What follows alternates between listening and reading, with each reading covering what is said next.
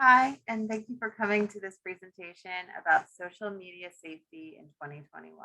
My name is Kimberly Fegadel, and I'm a school psychologist in alternative programs in Montgomery County Public Schools.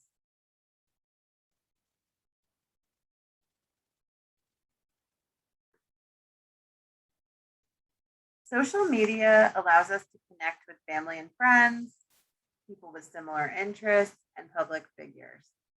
It's for these reasons that it's very popular with many of our students. Seems like it's everywhere these days. People can share pictures and videos, which may be pre-recorded or live. They can comment on each other's posts, and they can share updates of their own, check in at different locations, and enjoy sharing new music. There are many, many different apps and platforms out there. These are some of the more popular ones, although this is by no means an exhaustive list. TikTok, where people can share short videos. Instagram, where people can share pictures or videos. Facebook, where you can share pictures or updates or videos. Twitter, which is short text updates. WhatsApp, which is a messaging app. Kik, which is also a messaging app. Twitch, which is started out mainly as a gaming sharing website. Snapchat, where people can share pictures, and sometimes the pictures can be set to also disappear after a certain amount of time. Discord, multiplayer online games, Reddit, YouTube, Pinterest, Tumblr. There's many, many more. I'm sure if you ask students, they would tell you several that are not on this list right off the top of their head. Although apps and platforms come and go with trends, many of their features do stay the same.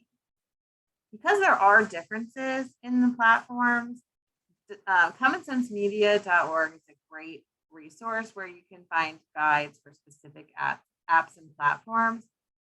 However, in this presentation, we're going to focus on general best practices for safe behaviors when engaging in social media, and not necessarily about specific apps or platforms.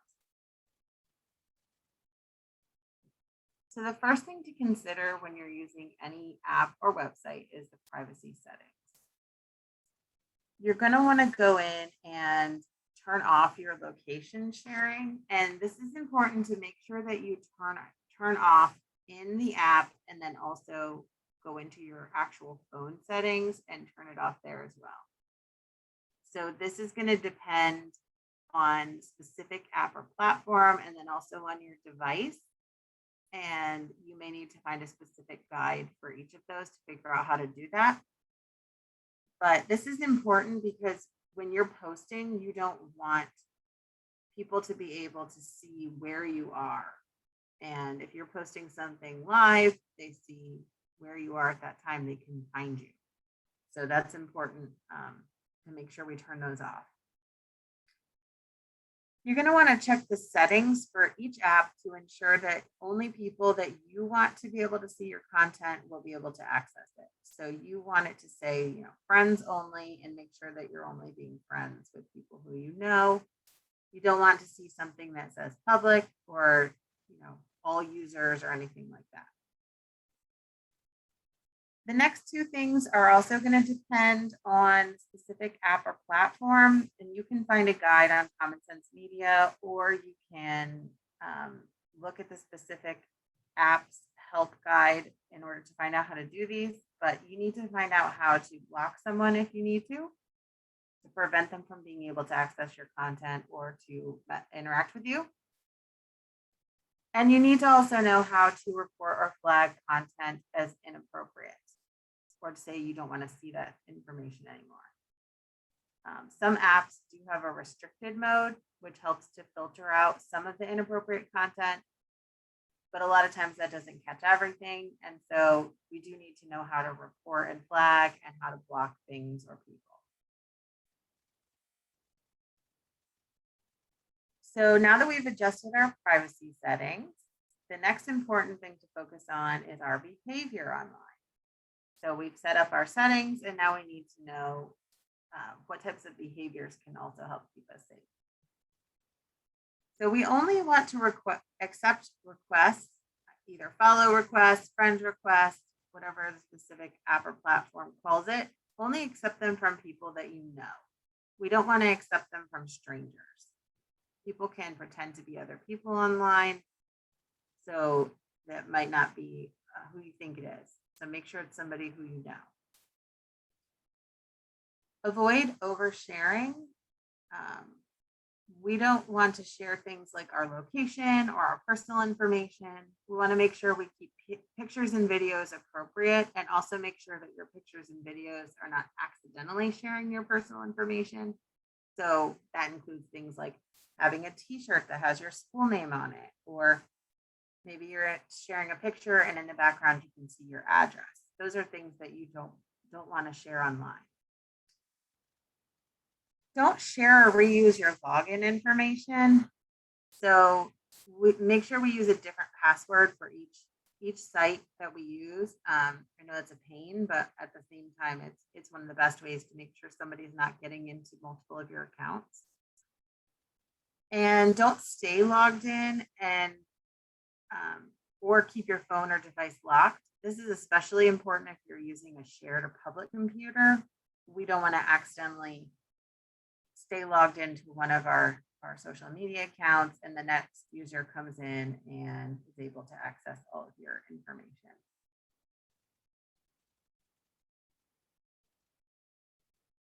Avoid sites and apps where people can remain anonymous. People are more likely to engage in safe and appropriate behavior when we can identify them. So be very cautious about making and viewing live videos. Anything can happen in a live video. There's no editing. You may accidentally be exposed to something that you didn't intend to be exposed to, or you may accidentally share something that you did not mean to share. And then this leads into the next tip, which is not to post or send anything electronically that you don't want to be permanently available. So even if you're doing a live video, or even if it's an app that claims that whatever you send will be deleted after a certain amount of time, there are ways for people to take that content that you put out there and make it permanently available. People can screenshot, they can screen record, they can cut and paste, they can take your post or whatever you have sent and even alter it to make it look like it was something that you did not originally intend for it to say or look like. So think before you post, and anything that you put out there, just assume that it's going to be out there forever.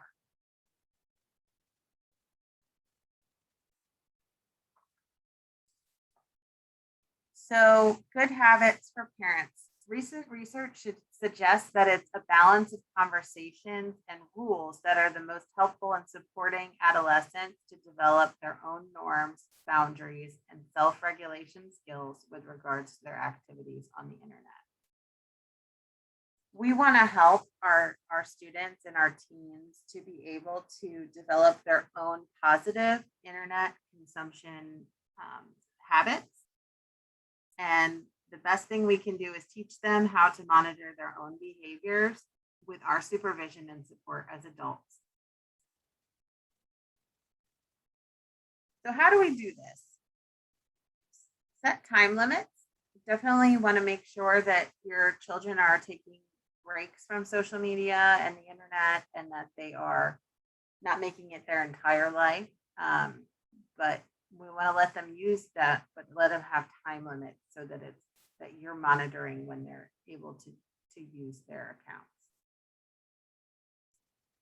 Have your child use your App Store account, or have them use an account that's linked to your email. That way, if they download a new app, you're going to get a notification to your email, and you'll be able to research that new app before they're downloading it. And you can screen it for age and appropriateness, and also help them to set up their privacy settings, help them to learn about that app before they start using it. Monitor their use regularly, have them use their devices out in the open, and remind them about the impact of their online behavior and how their online presence now will have an impact on their future. We want to make sure they're leaving a positive internet footprint. And then watch out for hidden apps and hidden chat features. Some apps may have a secret conversations feature, like Facebook Messenger has that. There's also apps that have icons that look like something other than what they are. For example, for a while there was a messenger app that the icon looked like a calculator. So parents would see it and be like, oh, it's a calculator, but actually it was a messenger app.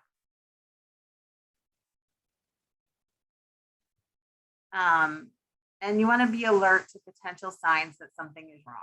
So mainly we're looking for changes in your child's behavior, but especially changes in their use of electronic devices, attempts to like hide or conceal what they're doing online, withdrawn behavior, angry outbursts, any symptoms of anxiety or depression. And this is by no means an exhaustive list of things to look for. However, these are some of the bigger ones that could alert you to something being wrong, as well as if they're reluctant to show you or use their devices out in the open.